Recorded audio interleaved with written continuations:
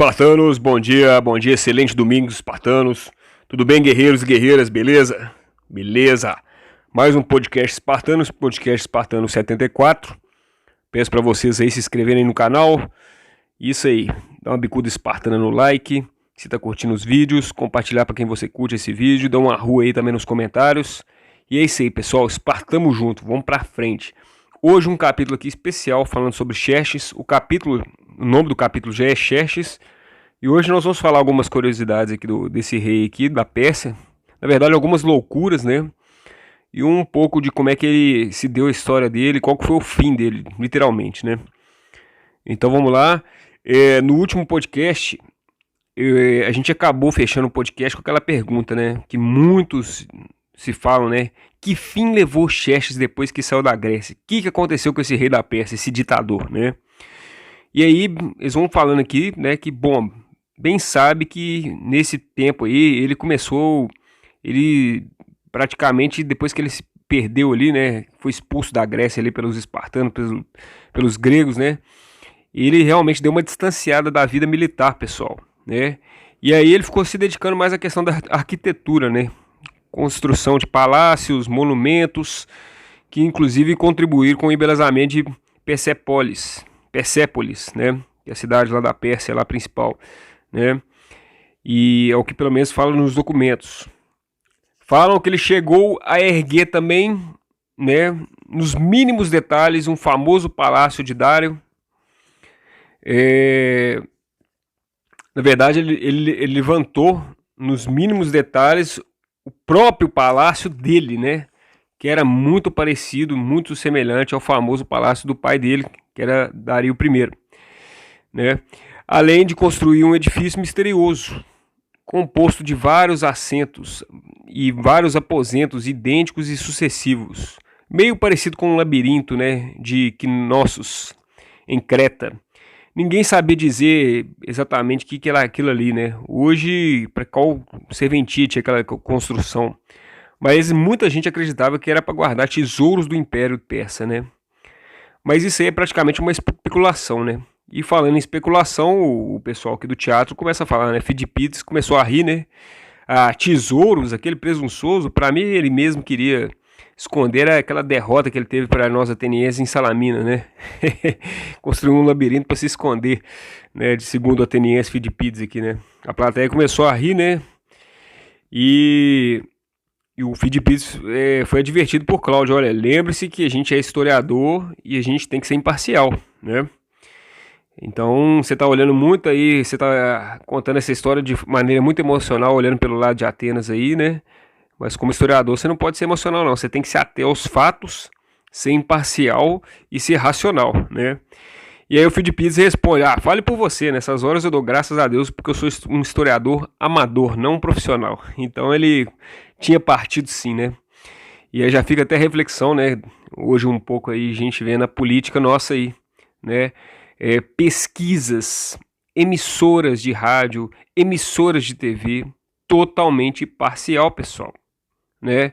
Até forças militares agindo de forma parcial, forças do judiciário, forças policiais agindo de forma parcial.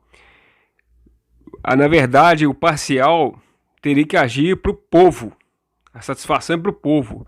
Mas hoje a gente vê muita politicagem dentro do nosso país, infelizmente, e a gente vê essa parcialidade da imprensa, de juízes, de ministros, agindo para beneficiar um partido, né? Então isso é muito triste, pessoal. Já fazendo a primeira analogia aí com a realidade dos dias de hoje aí. Bom, enfim, a plateia se desmanchou ali de risadas, né? Com a frase do Fidipides, né? Que se declarou parcial mesmo, um historiador parcial, que está do lado de Atenas mesmo, que se dane para Xerxes, né? E o Agrapa se admirava, né, com a sinceridade da ateniense e percebeu o quanto ele guardava rancor ainda dos persas, mesmo depois de tantos anos, né? E será que seria assim com os romanos também, né? Então, realmente, os atenienses tinham um ódio muito visceral mesmo, muito forte. Acho que até mais que os espartanos, né? Porque os atenienses, pessoal, eles tiveram a cidade deles, Atenas, foi queimada, foi destruída por Xerxes, que quando logo passou das Termópilas, invadiu Atenas, né? E queimou tudo, né? Destruiu estátuas, monumentos, destruiu toda uma cultura ali, né? Então a raiva, o ódio do ateniense era muito forte ainda, né? Continuava muito vivo ainda dentro dele ali, né? Mas aí eles vão, não, vamos tentar retomar o assunto aqui, né?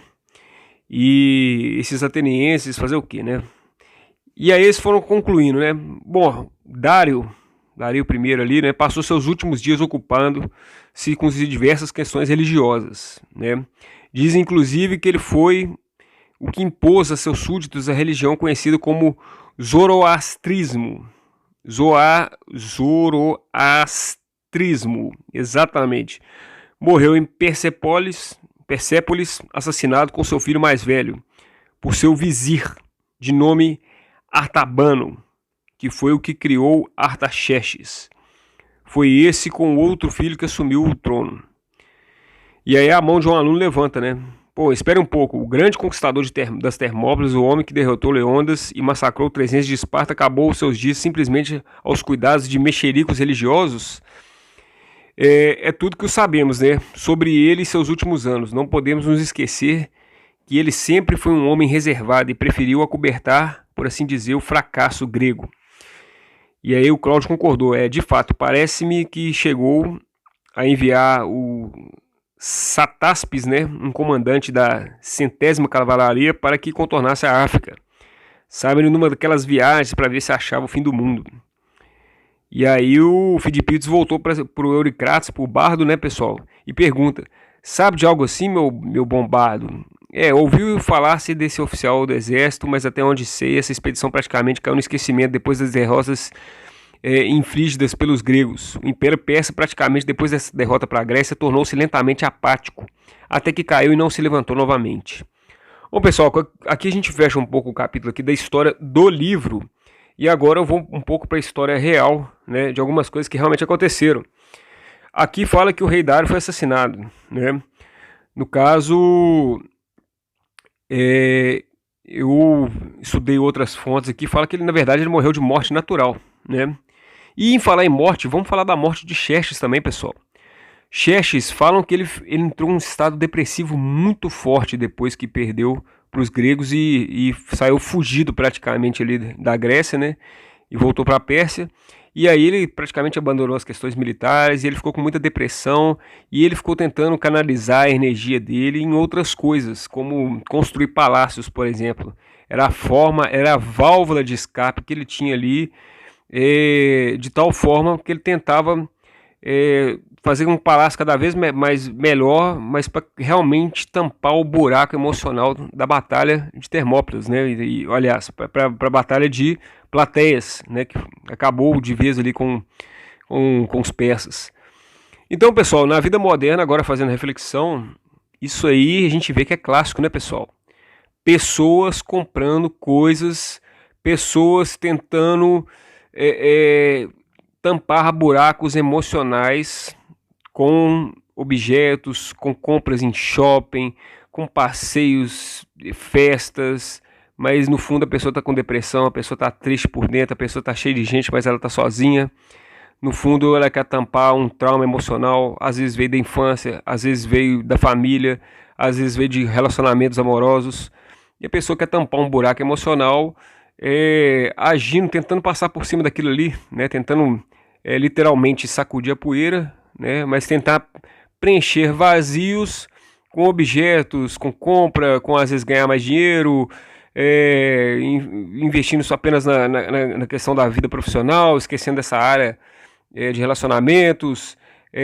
Outras pessoas acabam ficando muito ricas, muito bem sucedidas para cobrir um trauma familiar, porque foi abusado pelos pais. E lá na frente, essas pessoas, pessoal, fazendo a reflexão aqui, elas começam a entender que na vida não é só riqueza material, você não pode cobrir buracos emocionais com outras coisas. Não tem jeito, você tem que realmente fazer uma regressão, né?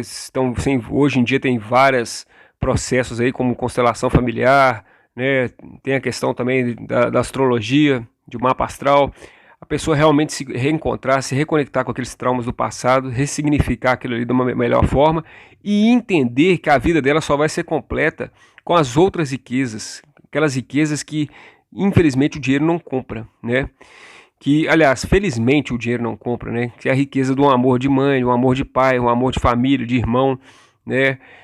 São coisas assim que o valor de uma amizade, né? Um tempo livre que você tem ali para poder ficar com seu filho, com sua filha, são riquezas que o dinheiro não compra, pessoal. O dinheiro compra muita coisa, mas tem coisas que realmente são muito mais importantes, né? O amorzinho de um animal de estimação, isso vale mais que dinheiro, entendeu? Uma fé religiosa, a honrar a sua família, sabe? Honrar as suas atitudes, os seus valores como ser humano, pessoal, de caráter, de ética. Isso aí, pessoal, o dinheiro não compra. Isso aí ou a pessoa tem ou ela não tem, né? Ou ela pode ir construindo, né? Então, já fica essa reflexão muito interessante aí pra gente.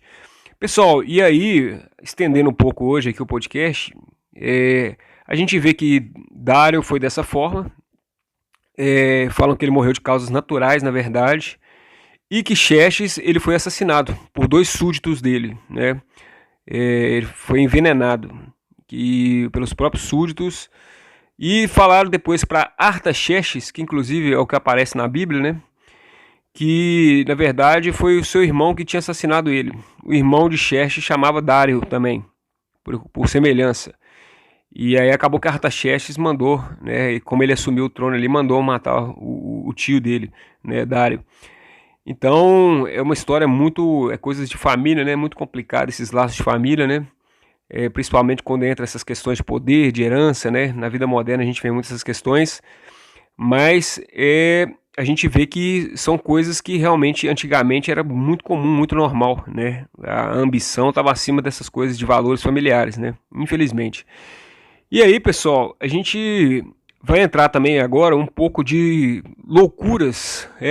Não é só os espartanos que eram meio ligados às loucuras da vida, não. Xerxes também.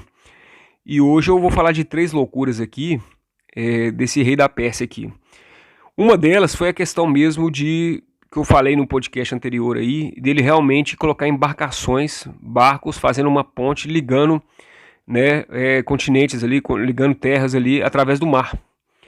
E ele era o psicológico de Xerxes era tão meio louquinho, né, que ele realmente, o mar às vezes estava agitado, as embarcações não conseguiam ficar firmes ali, fixas no modelo de ponte, né, e ele chegava para os soldados e falava, dá chicoteada na água, amansa essa água aí. Como se a água tivesse que obedecer às ordens do rei, né? Como se fenômenos naturais da natureza tivessem que obedecer às ordens do rei, né? Pra você ver como é que o cara tinha um negócio meio maluco. A outra coisa que foi um processo com a esposa dele, onde ele pediu para a esposa, ele tinha comprado uma coroa, se não me engano, um artefato, e ele pediu para ela aparecer na frente de todo mundo ali, pelada, usando só aquilo ali para realmente colocar um destaque para aquela peça, né? E ela não aceitou e tal. Então, assim, ele realmente não batia muito bem na bola, né? Ele era bem maluco mesmo.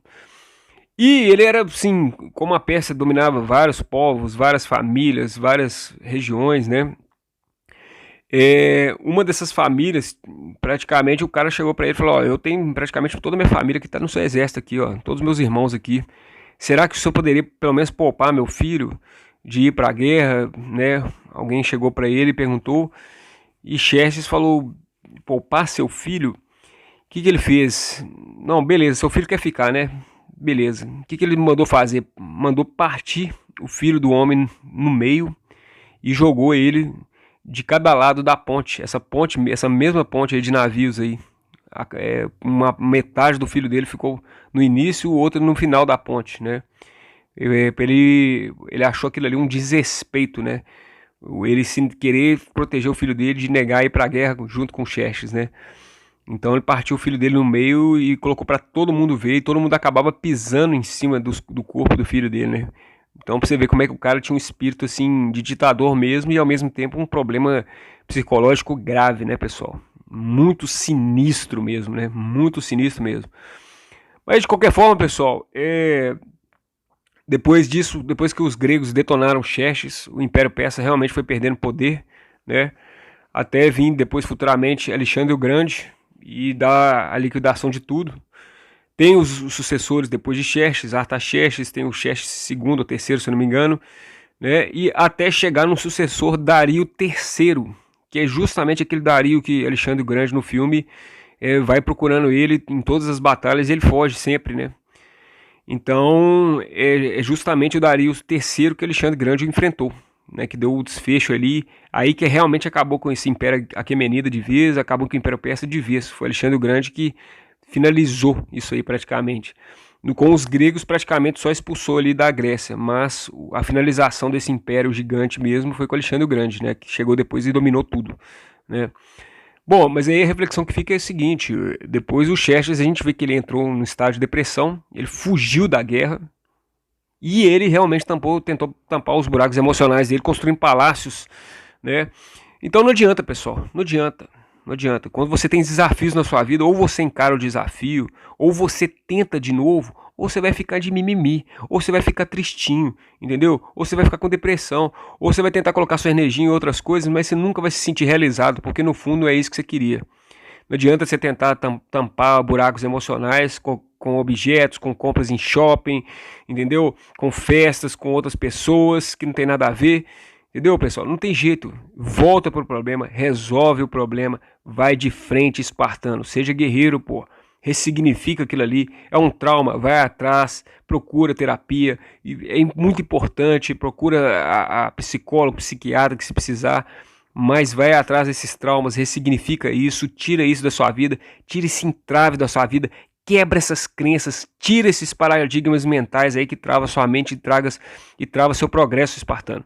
Porque senão o cara nunca vai ser feliz, nunca. Você vai conseguir riqueza, você vai ser bem sucedido, pode ter uma saúde boa, mas se esses traumas ficarem ali te seguindo sempre, vai ficar com você sempre te atormentando. Você não vai conseguir fugir deles. Você pode entrar num quarto escuro, você pode construir um palácio igual Xerxes construiu aqui com vários cômodos aqui, tipo um labirinto, mas você não vai você não consegue se esconder da sua própria mente.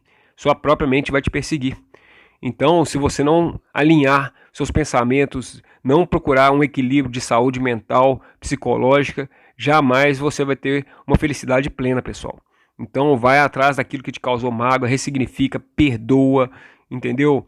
E transforma isso como válvulas de motivação que te transformar numa pessoa melhor. Eu acho que é a melhor coisa que a gente pode fazer com essas coisas que feriram a gente. Tudo aquilo que feriu a gente deve agradecer, porque nos deixou mais forte, nos deixou mais maduro em relação às coisas da vida. Então, vamos pensar dessa maneira, beleza? Essa é a reflexão que fica aqui no vídeo de hoje. Espero que vocês tenham curtido e semana que vem tem mais. E é isso aí, pessoal. Podcast Espartamo junto. Obrigado, Falange. Se curtiu, manda o like aí. Se inscreva no canal, Bicuda Espartana, arrua no sininho, arrua nos comentários. E é isso aí. Espartamo junto. Excelente dia pra vocês aí. Arru!